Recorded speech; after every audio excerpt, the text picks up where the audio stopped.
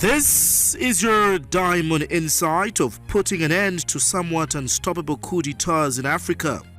Whatever is happening in some nations is deeply regrettable yet avoidable.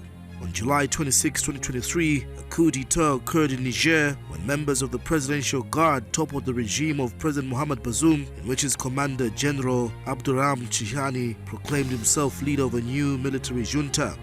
Just when the international community was grappling with the diplomatic crisis, another military takeover happened on the continent. The latest, coming from the state of Gabon, has now shifted eyes from Niger's Niamey to Libreville, where President Ali Omar Bongo, who had just won a third term in a disputed election, is reported to be held in custody by the military. President Bongo is accused of failing to protect civilians in his 53-year rule, whose institutions have since been dissolved and borders have been shut down until further notice.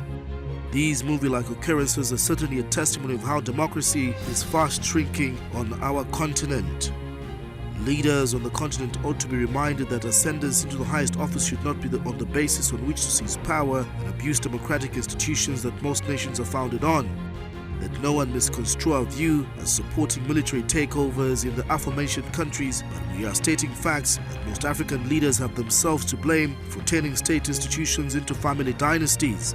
It is well known that where there is dominance, there is bound to be resistance, and it is an issue that many repressive governments have overlooked, and their ending can be brutal.